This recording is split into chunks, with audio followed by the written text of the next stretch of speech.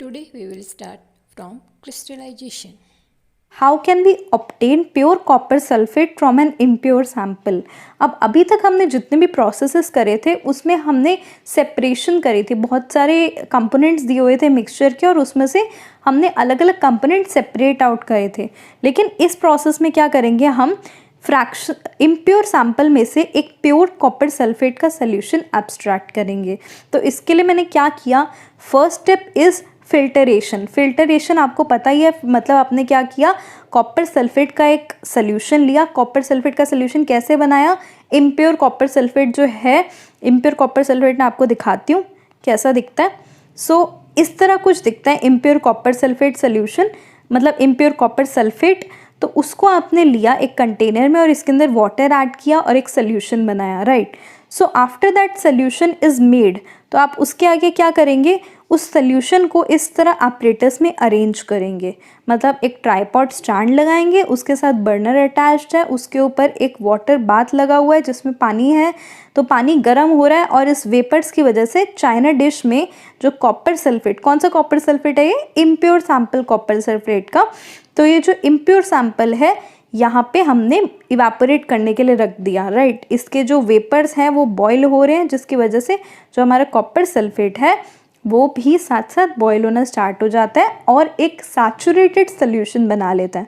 अब saturated solution क्या होता है, वो वाला सोल्यूशन जिसमें आपको वाटर की क्वांटिटी कम दिखती है और सॉल्यूट की क्वांटिटी काफ़ी ज़्यादा होने लग जाती है, राइट। तो आपको कैसे पता चलेगा कि सैचुरेटेड सोल्यूशन बन गया, तो आपको यहाँ पे कुछ कॉपर सल्फेट के क्रिस्टल्स निकलते दिख जाएंगे, जिससे आपको इंडिकेट होगा कि हमारा सैचुरेटेड सोल्यूशन ऑब्टेन हो गया। तो सैचुरेटेड सोल्यूशन बनने के बाद हम ये कॉपर सल्फेट की जो चाइना डिश है इसको एज इट इज़ 2-3 दिन के लिए छोड़ देते हैं और इसमें से जितना भी वाटर है वो इवापोरेट हो जाता है और हमें प्योर क्रिस्टल्स कॉपर सल्फेट के मिल जाते हैं। तो मैं रिपीट करती हूँ, हमने प्रोसेस में क्या किया, फर्स्ट इज़ हमने फिल्टरेशन करी। अब फिल्टर क्यों कर रहे हैं हम सोल्यूशन को, जितनी भी इम्प्योरिटीज़, सॉलिड इम्प्योरिटीज़ हैं वो निकल जाए सोल्यूशन से। नेक्स्ट थिंग हम क्या कर रहे हैं, इसको बॉईल कर रहे हैं और जितने भी कॉपर सल्फेट के सोल्यूशन में क्रिस्टल्स हैं कॉपर सल्फेट के उन्हें ऑब्टेन कर रहे हैं और उसके बाद एज इट इज़ छोड़ रहे हैं और हमें प्योर कॉपर सल्फेट सोल्यूशन मिल जाता है व्हेन द वाटर इवापोरेट्स। यहाँ जो चाइना डिश में जितना भी वाटर है जब वो इवापोरेट हो जाएगा तो हमें प्योर क्रिस्टल्स मिल जाएंगे कॉपर सल्फेट के। अब आपके दिमाग में क्वेश्चन आएगा कि ये प्रोसेस तो हम सिंपल इवापोरेशन के थ्रू भी कर सकते थे, राइट। इवापोरेशन क्या होता है, इवापोरेशन इज द प्रोसेस जिसमें हम सिंपली ये वाला स्टेप करते, बॉईल करते सोल्यूशन को और कॉपर सल्फेट के सोल्यूशन से सारे वाटर मॉलिक्यूल्स निकाल लेते और प्योर कॉपर सल्फेट रह जाता। तो हम इवापोरेशन क्यों नहीं करते, हमने इतना लंबा प्रोसेस क्यों किया क्रिस्टलाइजेशन का, वही चीज़ हम समझेंगे, क्रिस्टलाइजेशन ऑफ कॉपर सल्फेट। अब मैंने इस डायग्राम में पहले शो कर दिया कि कॉपर सल्फेट के क्रिस्टल्स पहले कैसे दिखते थे, इम्प्योर कॉपर सल्फेट, और जब वो प्योर हो जाते हैं तो वो किस तरह से दिखते हैं। क्या होता है, इम्प्योर कॉपर सल्फेट जो होता है वो बहुत शाइनी नहीं होता और नॉर्मल जो पार्टिकल्स होते हैं वो छोटे छोटे होते हैं। लेकिन जब एक pure copper sulphate crystal obtain होता है तो वहाँ पे क्रिस्टल्स का आपको दिख रहा होगा एक specific shiny appearance and specific shape आ जाती है क्रिस्टल्स की। ये हमारा प्योरिफिकेशन का प्रोसेस होता है। हम जो सॉल्ट होती है, राइट, जो नमक होता है वो भी हम ऐसे ही ऑब्टेन करते हैं सी बेड्स, कोई भी वाटर बॉडी से जब हम सॉल्ट एब्स्ट्रैक्ट करते हैं वो भी इसी प्रोसेस के थ्रू करते हैं, दैट इज क्रिस्टलाइजेशन। तो ये क्रिस्टलाइजेशन होता क्या है, the process that separates pure solid in the form of its crystals from its solution, right. तो ये क्या है, process that separates pure solid in the form of crystals from its solution. The salt that we get from sea water is purified with the help of crystallization। यही crystallization technique के through ही हम salt obtain करते हैं, ये मैंने explain कर दिया।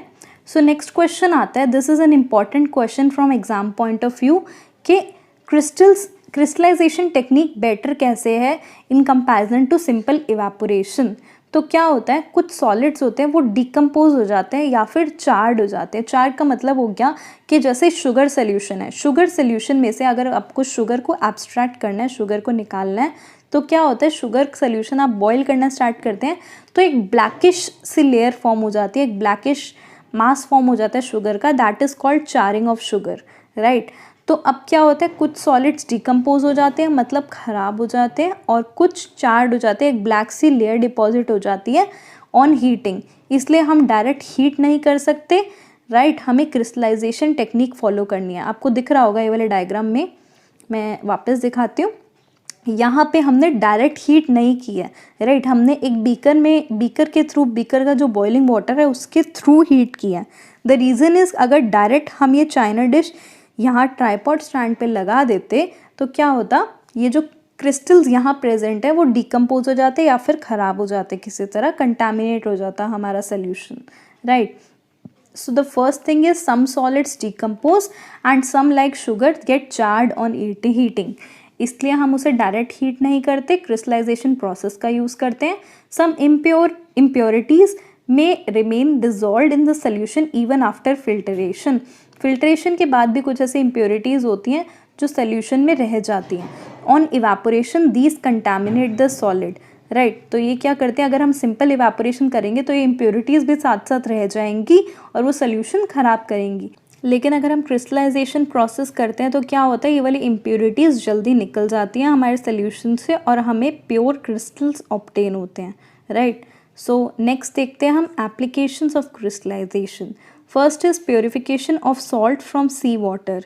जो सॉल्ट ऑब्टेन होती है वो फ्रॉम सी वाटर वो ऐसे ही ऑब्टेन होती है, यह मैंने ऑलरेडी समझा दिया है। Next is separation of crystals of alum या फिर फिटकरी फ्रॉम इम्प्योर सैम्पल्स।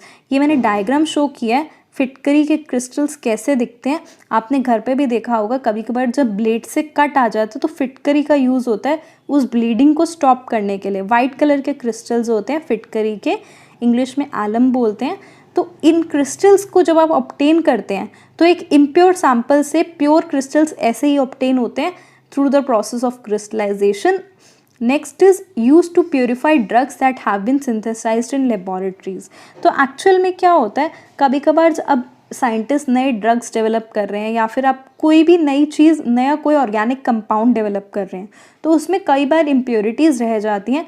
तो उस इम्प्योरिटीज़ से एक प्योर सैंपल ऑब्टेन करने के लिए हम यही प्रोसेस यूज़ करते हैं, क्रिस्टलाइजेशन, राइट। आगे है वाटर प्योरिफिकेशन सिस्टम। अब हमारे घर पे जो पानी आता है वो इन सीरीज ऑफ प्रोसेसेस के थ्रू आता है, अलग अलग लेयर्स पे सेपरेशन होती है, प्योरिफिकेशन होती है कंपाउंड की, और उससे हमें अल्टीमेटली वाटर ऑब्टेन होता है।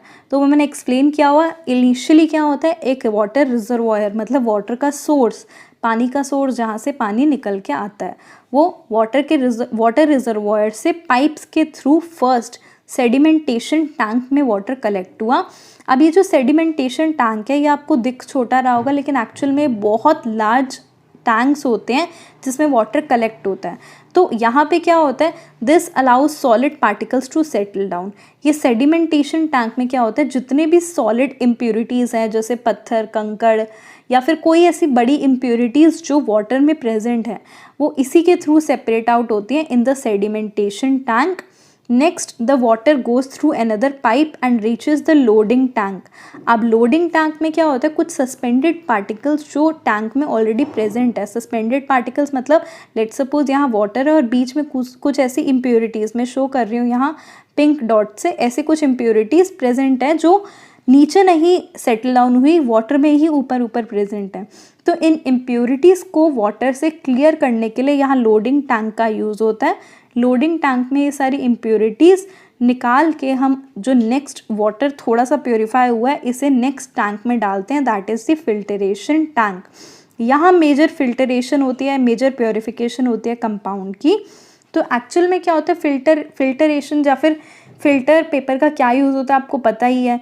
जैसे फिल्टर पेपर या फिल्ट्रेशन यूनिट, कोई भी फिल्ट्रेशन यूनिट क्या करती है, फिल्टर आउट करती है इम्प्योरिटीज़ या फिर छोटे छोटे पार्टिकल्स।